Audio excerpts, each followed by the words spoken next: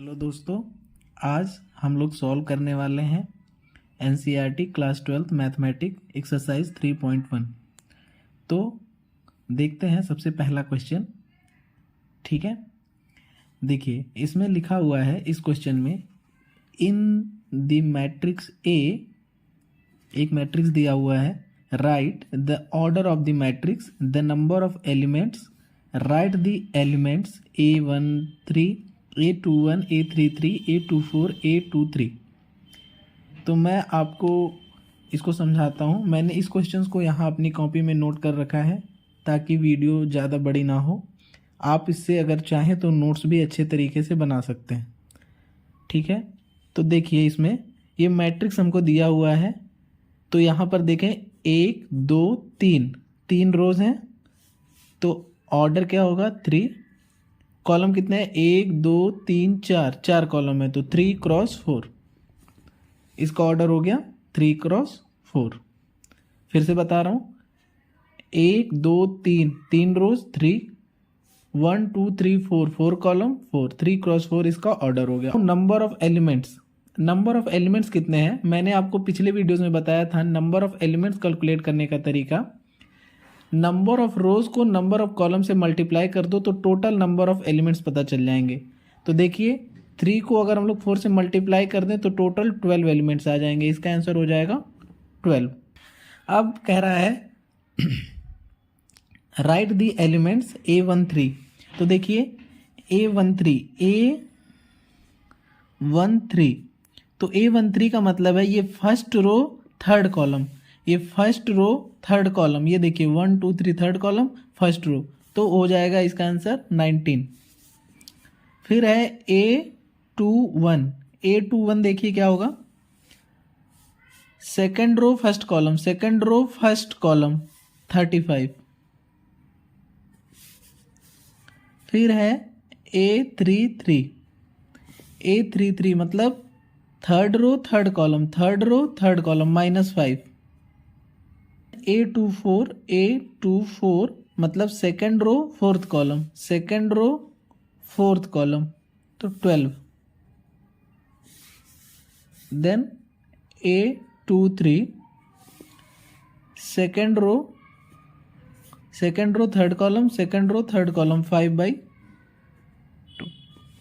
ये आपका पहला क्वेश्चन हो गया। आप इसको नोट्स बनाना चाहें तो अच्छी तरीके से बना भी सकते हैं। आइए सेकंड क्वेश्चन पे चलते हैं।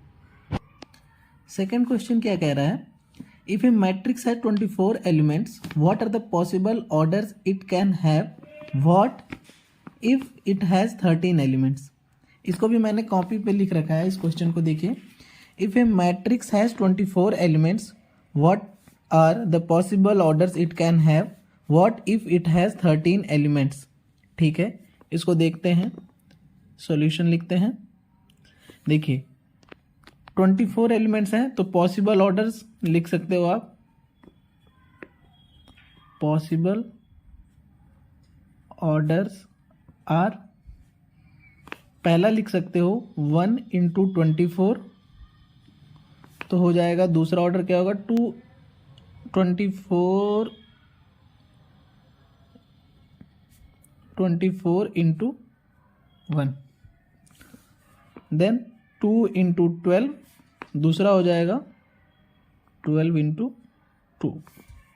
तीसरा हो जाएगा 3 × 8, यहाँ हो जाएगा 8 × 3। Then 4 × 6, then 6 × 4। अब देखिए हम लोग 5 नहीं हो सकता, 7 8 पे जाएंगे तो 8 वाला यहाँ पर ऑलरेडी लिखा हुआ है। तो पॉसिबल ऑर्डर्स ये हैं। अब कह रहा है what if it has 13 elements, तो लिख दें if it has 13 elements then possible orders are. तो क्या होगा, पहला होगा 1 × 13 और दूसरा होगा 13 × 1, बस 2 ही ऑर्डर होगा। दूसरा क्वेश्चन हो गया। चलिए थर्ड क्वेश्चन पे चलते हैं। चलिए क्वेश्चन थर्ड देखते हैं।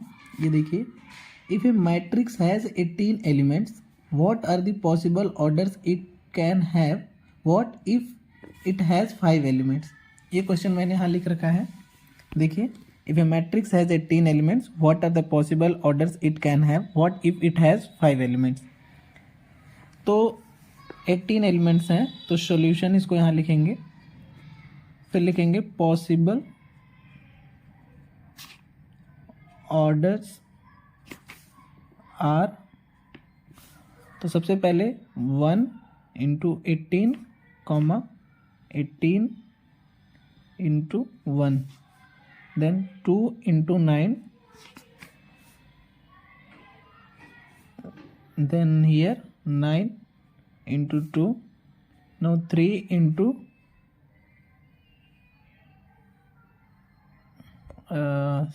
6, then 6 into 3, then 4 5 6, नहीं बस इतना ही होगा, इतने ऑर्डर्स हैं 1 2 3 4 5। अब कह रहा है what if it has 5 elements. If it has 5 elements, the possible orders are, तो इसको लिख सकते हैं आप 1 क्रॉस 5 कॉमा 5 क्रॉस 1, 2 ही पॉसिबल ऑर्डर बनेंगे। ठीक है, थर्ड क्वेश्चन हो गया। अब हम फोर्थ क्वेश्चन की तरफ आगे बढ़ते हैं।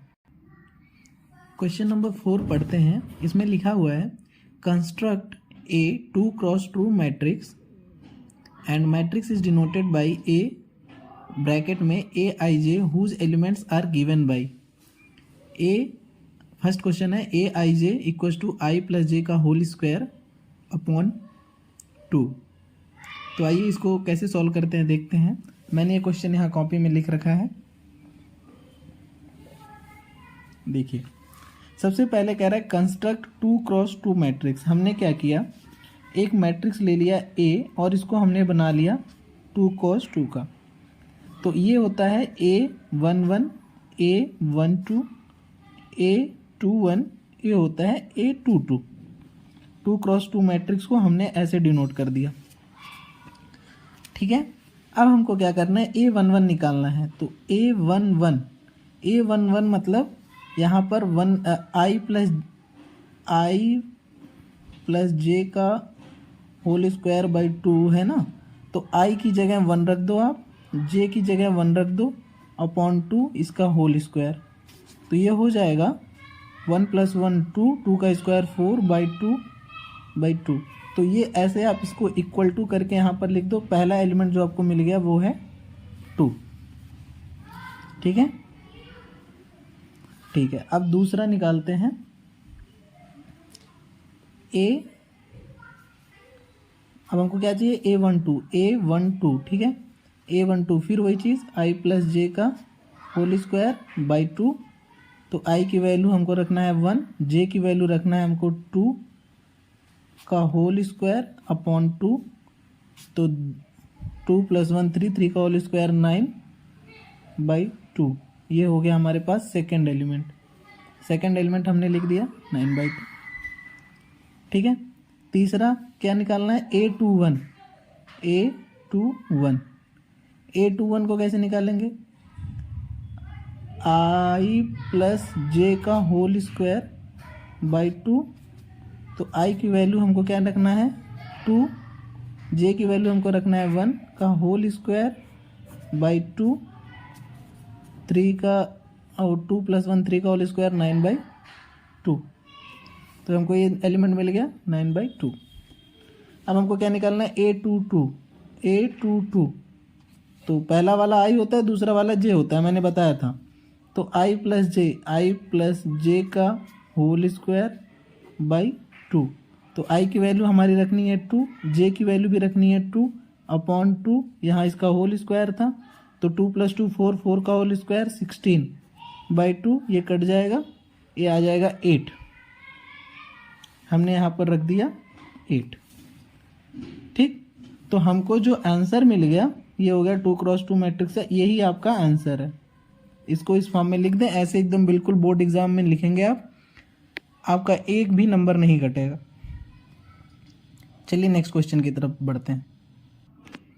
देखिए नेक्स्ट क्वेश्चन ए दिया हुआ है, तो फिर हम वैसे ही पिछले क्वेश्चन की तरह यहाँ पर लिखेंगे A = A11 A12 A21 A22। ठीक है, इसको हम लोग 2x2 का मैट्रिक्स कर देंगे, और एक मैट्रिक्स जो हमारा बन के आएगा उसको हम यहाँ जगह छोड़ देते हैं 2x2 का। अब सबसे पहले हम क्या निकालेंगे, A11। A11 का मतलब I की वैल्यू 1 और J ऐसे पहले लिख लेते हैं I/J, तो I की वैल्यू 1, J की वैल्यू भी 1, तो क्या आंसर आ जाएगा 1। तो पहला फर्स्ट रो फर्स्ट कॉलम यहाँ पर वैल्यू आ गई A11 की 1। A12 निकालते हैं, A12 आपका क्या होगा I/J, I की वैल्यू 1, J की वैल्यू 2। ठीक, तो ये उत्तर आपका आ गया 1/2। तो यहाँ पर लिखते हैं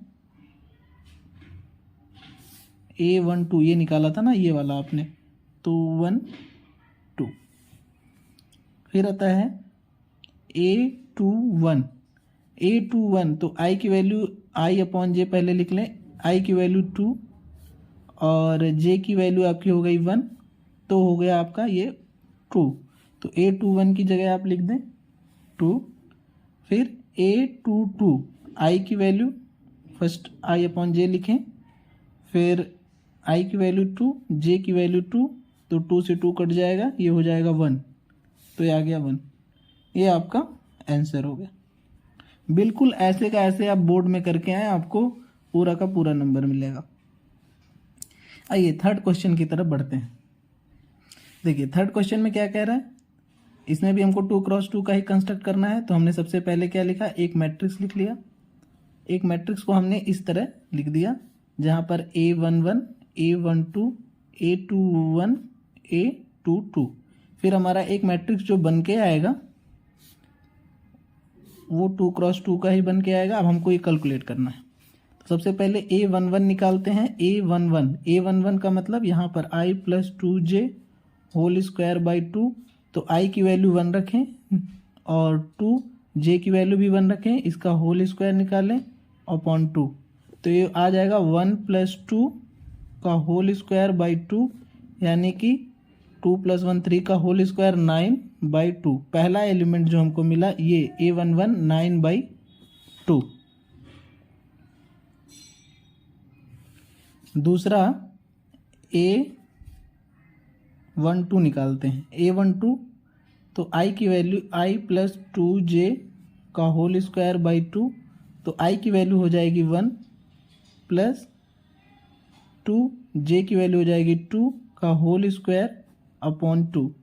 ठीक, तो ये हो जाएगा 1 + 4 का होल स्क्वायर बाई 2, तो 4 + 1 5 का होल स्क्वायर 25/2। ये हमारा दूसरा एलिमेंट ये वाला मिल गया A12 25/2। तीसरा देखते हैं A21 देखते हैं। तो यहाँ पर I + 2J का होल स्क्वायर बाई 2, तो I की वैल्यू हमारे पास यहाँ हो गई 2 प्लस J की वैल्यू कितनी है 2 × J की वैल्यू है 1/2, इसका होल स्क्वायर करेंगे तो ये आ जाएगा 2 + 2 का होल स्क्वायर बाई 2, तो 2 + 2 4 का स्क्वायर 16/2, और ये 2 से काटेंगे 8 आ जाएगा। तो ये वाला एलिमेंट हमको मिल गया 8। अब आ जाते हैं A22 पे कैलकुलेट करते हैं। तो I + 2J बाई 2 का होल स्क्वायर अपॉन ये हो गया। अब उसके बाद I की वैल्यू 2 + 2 × J की वैल्यू भी 2, इसका होल स्क्वायर अपॉन 2, तो ये हो जाएगा 2 + 2 × 2 4 हो जाएगा यहाँ पे, और उसके बाद होल स्क्वायर बाई 2, फिर उसके बाद 4 + 2 6, 6 का स्क्वायर 36/2, 2 से काटेंगे 18, आपके पास 18 आ गया, तो यहाँ पर हो जाएगा 18। तो ये आपका आंसर हो। ओके, चलिए नेक्स्ट क्वेश्चन की तरफ बढ़ते हैं। हाँ, तो क्वेश्चन 5 देखते हैं। इसमें लिखा हुआ है construct a 3x4 matrix whose elements are given by. Question number 1 ये है, क्वेश्चन नंबर 2 ये है, ठीक है। तो आइए इसको देखते हैं। तो आपके लिए मैंने ये क्वेश्चन यहाँ लिख रखा है। अब देखते हैं इसको सॉल्व कैसे करते हैं। तो सबसे पहले ध्यान दीजिए 3x4 मैट्रिक्स को हमको बनाना है। तो हम क्या करेंगे, कोई भी मैट्रिक्स ए लेंगे और उसको हमने 3x4 के फॉर्म में लिख देना है। 1 2 3 रो 4 कॉलम। तो इसको हम लोग कैसे लिखेंगे, A11 A12 A13 A14, यहाँ हो जाएगा A21 A22 A23 A24, यहाँ हो जाएगा A31 A32 A33 A34। ये हमने इस मैट्रिक्स को लिख दिया, ठीक है। इसके सामने हम इक्वल टू लगा के, ये 3x4 का मैट्रिक्स था, इक्वल टू लगा के हम अभी जो एलिमेंट्स कैलकुलेट करेंगे उसमें हमको लिखना है इसकी जगह पर। तो कैसे करेंगे, तो देखते हैं। सबसे पहला हम क्या करेंगे, वही चीज़ A11 निकालते हैं, ठीक है। A11 कैसे निकालेंगे, 1/2 मॉड -3i + j, ठीक है। तो 1 1 निकालने के लिए 1/2 मॉड में भी रहने दें, -3i की वैल्यू 1 + j की वैल्यू भी 1, ठीक। तो ये कैलकुलेट करेंगे तो 1/2 -3 + 1 -2, यहाँ देखें -3 × 1 -3 + 1 -2, और -2 का मॉड होता है 2, तो आ जाएगा 2, तो ये कटेगा, ये आ जाएगा 1। तो पहला एलिमेंट जो हमको मिल के आ रहा है A11 वो हो गया 1, ठीक। अब देखें A12 निकालते हैं। तो फिर इसी तरीके से हमने इसको लिखा 1/2। अब देखें यहाँ पर -3i की वैल्यू यहाँ पर कितना है 1, j की वैल्यू कितनी हो गई 2, इसको हमने यहाँ पर लिखा। फिर 1/2, अब -3 × 1 -3 + 2 कितना हो जाएगा -1। तो -1 का जो मॉड आएगा वो होगा 1, तो यहाँ पर 1 लिख दिया और ये हो गया 1/2, ठीक है। अब देखते हैं A13।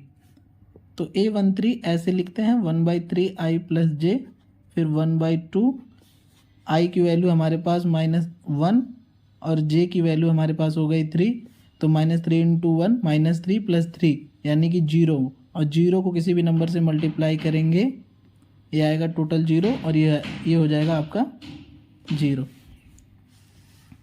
A13 तक निकल गया। A14 निकालते हैं, यही निकाल देते हैं A14, 1/2 -3i + j। अब इसको हम फिर लिखेंगे 1/2 -3 × i की वैल्यू 1 ही रहेगी, j की वैल्यू हो गई 4, मॉड में रहेगा। अब -3 × 1 -3 + 4, तो हो जाएगा ये +1 का मॉड 1, तो 1/2 तो रहेगा ही रहेगा 1, तो ये हो जाएगा 1/2, ठीक। तो अब देखिए A11 मैंने लिख रखा था, A12 हमारे पास आ गया 1/2, और A13 आ गया 0, A14 आ गया 1/2, ठीक है। इसी तरीके से हम सभी को निकाल लेंगे।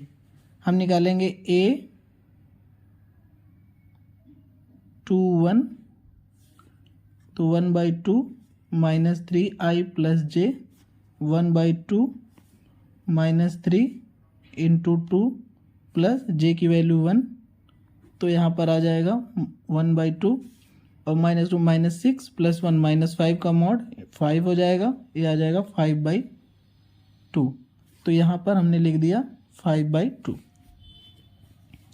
अब निकालते हैं A22, तो 1/2 -3i + j = 1/2 -3 आई की वैल्यू 2, जे की वैल्यू 2, उसके बाद -3 इंटू 2 -6 प्लस 2 -4 का मॉड 4, तो 1/2 इंटू 4, 2 से 2 कट गया, आ जाएगा 2। यहाँ पर हमने लिख दिया 2। ए 2 3 निकालते हैं, 1/2 -3 आई प्लस जे 1/2। अब यहाँ पर -3 इंटू आई की वैल्यू 2, जे की वैल्यू हमारे पास 3 हो गई, 3 लिख दिया। यहाँ हो गया 1/2 -3 इंटू 2 कितना हो जाएगा, -6 प्लस 3, तो -6 प्लस 3 -3 का मॉड का मतलब आप समझ लीजिए, मॉड मतलब हमेशा कोई भी नंबर डालोगे पॉजिटिव ही होगा, तो -3 का मॉड 3 मतलब जो पॉजिटिव होगा 3, तो ये कितना हो जाएगा 3/2। तो A2 4, अब हमें ये वाला निकालना ना, A2 4 देखते हैं, 1/2 -3 आई प्लस जे 1/2 -3 आई की वैल्यू 2 प्लस जे की वैल्यू 4, उसके बाद -1/2 -3 इंटू 2 -6 प्लस 4 -2 का मॉड 2, 2 कट गया, आ जाएगा 1। यहाँ हमने लिख दिया। देखिए A23 हमारे पास कितना था, 3/2, और A24 कितना आया है 1। इस तरीके से आप कौन सा बच रहा है, A31 निकालेंगे, तो 1/2 -3 आई प्लस जे 1/2 -3 इंटू आई की वैल्यू 3 प्लस जे की वैल्यू 1, तो ये कैलकुलेट करेंगे तो -3 इंटू 3 -9 प्लस -9 प्लस 1 -8, तो 1/2 इंटू 8, तो ये आ जाएगा आपका 4। तो यहाँ पर हो गया 4। इस तरह आप A31 हो गया, A32 निकाल लेंगे, तो A32 कैसे निकालेंगे, 1/2 -3 आई प्लस जे 1/2, तो यहाँ पर -3 इंटू 3 प्लस जे की वैल्यू 2, तो ये कितना हो जाएगा, -3 -9 प्लस 2 7/2, तो ये आ जाएगा आपका 1/2 इंटू 7, तो ये आ जाएगा 7/2, तो यहाँ पर आ गया आपका 7/2। इस तरह आप A3 निकालेंगे, तो 1/2 -3 आई प्लस जे करेंगे, 1/2 -3 इंटू 3 प्लस 3, ये हो जाएगा -3 इंटू 3 -9 प्लस 3 -6 का मॉड 6, 1/2 इंटू 6, तो ये कट जाएगा, 3 आएगा, ये आंसर आ गया आपका 3। यहाँ हमने 3 लिख दिया। अब आ गया A34, यही चीज़ यहाँ पर लिखेंगे, -3 आई प्लस जे 1/2 -3 इंटू 3 प्लस 4, तो ये हो जाएगा 1/2 -3 इंटू 3 -9 प्लस 4 -5 का मॉड 5, तो ये आ जाएगा 5/2। यहाँ पर हमने लिख दिया 5/2। तो ये आपका जो आंसर आएगा ये आएगा, मैंने जो सॉल्व करके आपको बता दिया स्टेप बाय स्टेप, ठीक है। अब आपके पास यही इसी तरीके का जो नेक्स्ट क्वेश्चन है, ये वाला क्वेश्चन है, इसको आप सॉल्व कर सकते हैं। बस आपको 3x4 इस तरह बनाना है, 3x4, और उसके बाद आई और जे की वैल्यू डालनी है और आपको ऐसे निकालना है, एकदम आसानी से निकल जाएगा। अगर आपको नहीं आ रहा है तो आप मेरे को कमेंट करना, मैं उसका भी सॉल्यूशन भेज दूंगा। चलिए नेक्स्ट क्वेश्चन की तरफ बढ़ते हैं। Question number 6। अब देखिए क्या कह रहा है, find the values of x, y and z from the following equations. ठीक है, x, y, z की वैल्यू हमको पता करना है फ्रॉम द फॉलोइंग इक्वेशन। तो देखिए क्वेश्चन मैंने यहाँ लिख रखा है। अब देखिए यहाँ पर मैंने लिख रखा है find the values of x, y, z from the following equation. तो इसको सॉल्व करने का तरीका, क्वेश्चन को ऐसे लिखेंगे, फिर ऑन कंपेयरिंग ऐसे आपको लिखना है।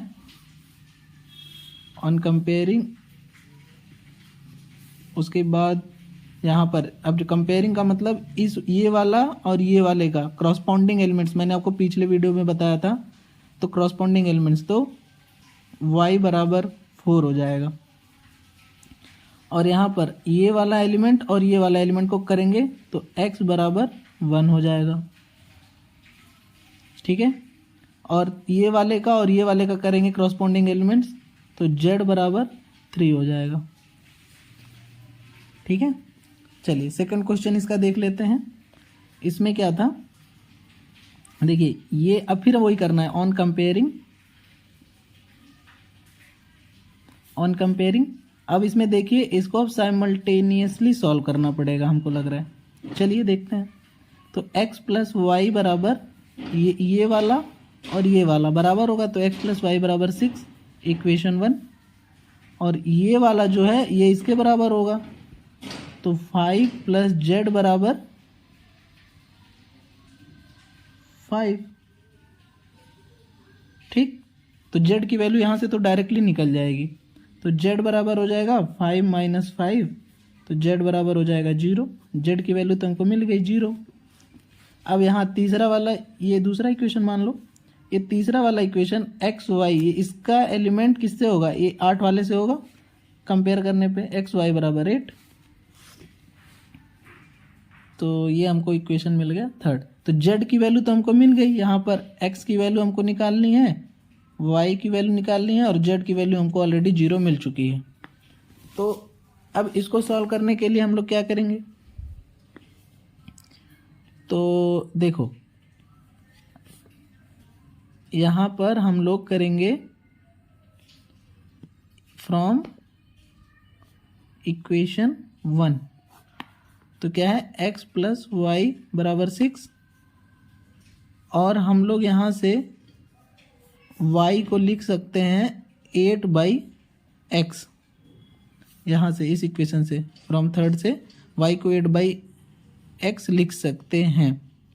तो वही चीज़ यहाँ पुट कर देते हैं, x प्लस वाई की वैल्यू 8/x इक्वल्स टू 6। तो ये जब इसको मल्टीप्लाई करेंगे तो ax square plus 8 x square plus 8 upon x equals to 6। तो ये हो जाएगा x square plus 8 equals to 6x। तो ये आ जाएगा x square minus 6x plus 8 बराबर 0। तो ये आ गया x square minus 6x plus 8 बराबर 0, ठीक है। अब इसको हम फैक्टराइज करेंगे तो एक्स स्क्वायर माइनस यहाँ पर x और 2 प्लस 4 प्लस 8 बराबर 0। तो ये आ जाएगा x square minus 2x minus 4x plus 8 बराबर 0। x कॉमन लेंगे, x माइनस 2, यहाँ पर माइनस 4 कॉमन लेंगे, x माइनस 2 बराबर 0। तो x माइनस 2 और x माइनस 4 बराबर 0। तो x की वैल्यू 2 हो सकती है, कामा x की वैल्यू 4 हो सकती है। अब यहाँ पर लिखो आप ऐसे, इफ़ x इक्वल्स टू 2 तो y की वैल्यू क्या होगी, y की वैल्यू यहाँ देखो हमने कहाँ लिखा था वो, x प्लस वाई बराबर 6। इस इक्वेशन से x प्लस वाई बराबर 6, इफ़ x इक्वल्स टू 2 तो y की वैल्यू क्या होगी, यहाँ से इक्वेशन से निकाल ले। तो ये इक्वेशन 1 था ना, तो 2 प्लस वाई बराबर 6, तो y की वैल्यू 6 माइनस 2, y बराबर 4। इफ़ x 2 है तो y की वैल्यू 4 हो जाएगी। इफ़ यहाँ देखो यहाँ पर 2x की वैल्यू आई है, इफ़ x बराबर 4 है तो x बराबर 4 है तो x की जगह 4 प्लस वाई बराबर 6, तो y बराबर 6 माइनस 4, y बराबर 2। ये देख लो। तो ये चीज़ है इस क्वेश्चन में, यही पूछ रहा था कि find the values of x y z। तो आपको इसका आंसर किस तरह लिखना है, इस तरह लिखना है कि इफ़, फिर से मैं लिख दे रहा हूँ, वैसे तो ऊपर लिख दिया, इफ़ x बराबर 2 देन y बराबर 4, इफ़ x बराबर 4 देन y बराबर 2। ये आपका पूरा सॉल्यूशन हो गया क्लियर। चलिए नेक्स्ट क्वेश्चन की तरफ बढ़ते हैं। ये क्वेश्चन थर्ड देखिए, इसमें भी वही चीज़ करना है। यहाँ पर दिया हुआ है एक मैट्रिक्स और फिर इसके सामने एक मैट्रिक्स दिया हुआ है, फिर लिखेंगे वही थर्ड क्वेश्चन में ऑन कंपेयरिंग। तो बस x plus y plus z, इस वाले को इससे कंपेयर कर दो बराबर 9, इस वाले को इससे कंपेयर कर दो x प्लस जेड बराबर 5, इस वाले को इससे कंपेयर कर दो y प्लस जेड बराबर 7। ठीक है, क्लियर है। अब एक चीज़ देखो, ये y प्लस जेड, एक इक्वेशन, दो इक्वेशन और तीन इक्वेशन, इसको हम लोग मान लेते हैं।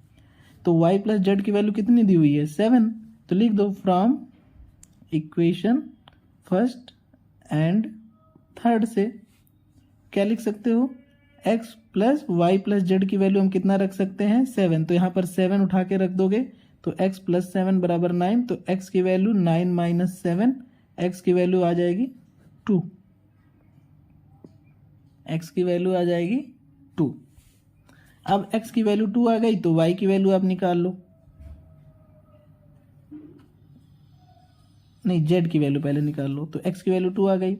अब फ्रॉम इक्वेशन सेकंड में देख लो, equation second x plus z बराबर 5 था, तो x की वैल्यू हमको पता है, z की वैल्यू नहीं पता है 5, z इक्वस टू 5 माइनस 2, तो z इक्वस टू 3, ये भी हमको पता चल गया, x भी पता चल गया, z भी पता चल गया। अब तीसरा क्या बच रहा है y, third from equation third से देख लो y प्लस जेड बराबर 7, तो यहाँ पर हमको z की वैल्यू पता चल गई थी 3, y प्लस जेड की वैल्यू 3 है 7, y equals to 7 minus 3, y equals to 7 minus 3 4, ये तो x z और y, x y z की वैल्यू हमको पता चल गई। क्लियर है, चलिए नेक्स्ट क्वेश्चन की तरफ बढ़ते हैं।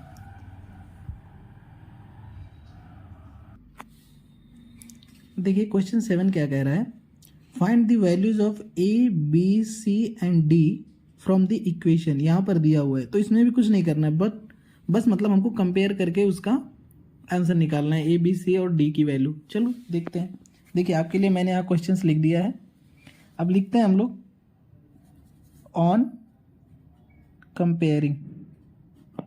ऑन कंपेयरिंग तो इस वाले एलिमेंट को इससे कंपेयर कर दो, a माइनस बी बराबर -1, इक्वेशन नंबर 1 दे दो। इस वाले को चलो इसको कर लो पहले, 2a माइनस बी बराबर 0, इसको इक्वेशन सेकंड दे दो। 2a plus c equals to 5,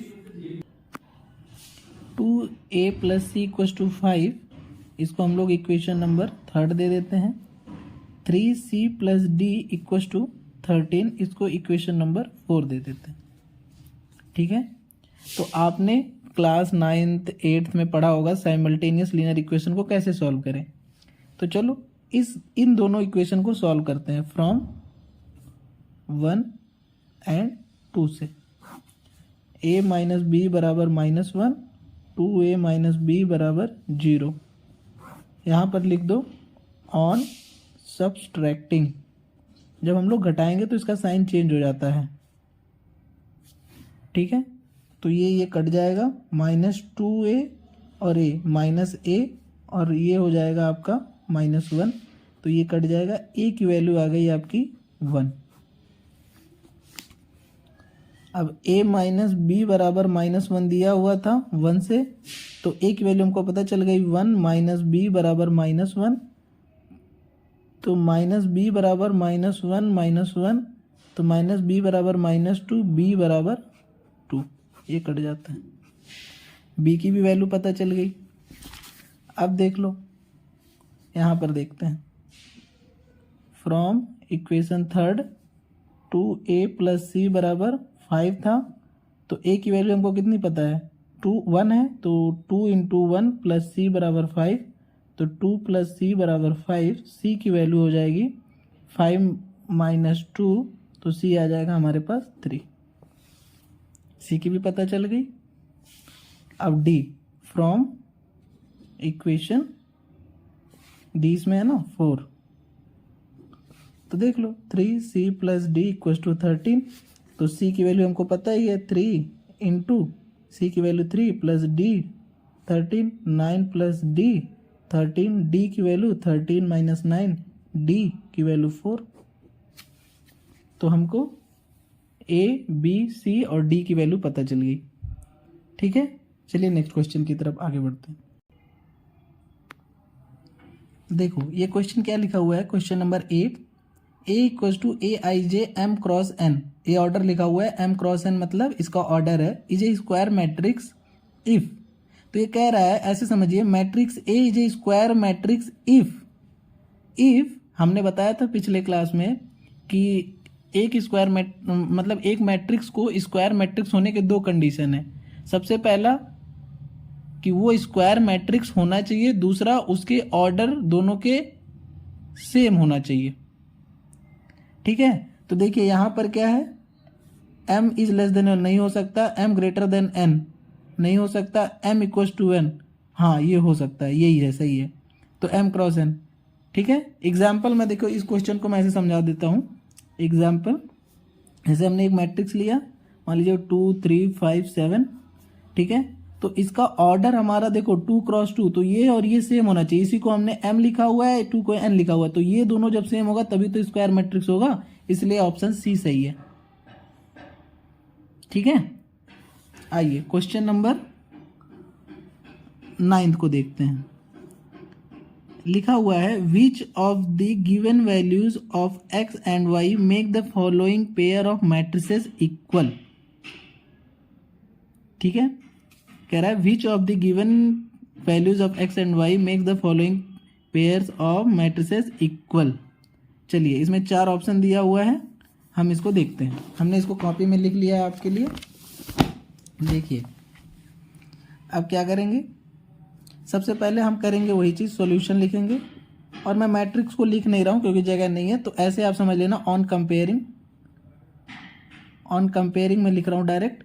तो इस वाले को इससे कंपेयर करूँगा तो क्या होगा, 3x प्लस 7 बराबर 0। तो x की वैल्यू कितनी आ जाएगी, 7 इधर जाएगा, ऐसे समझिए 3x बराबर -7, x की वैल्यू -7/3।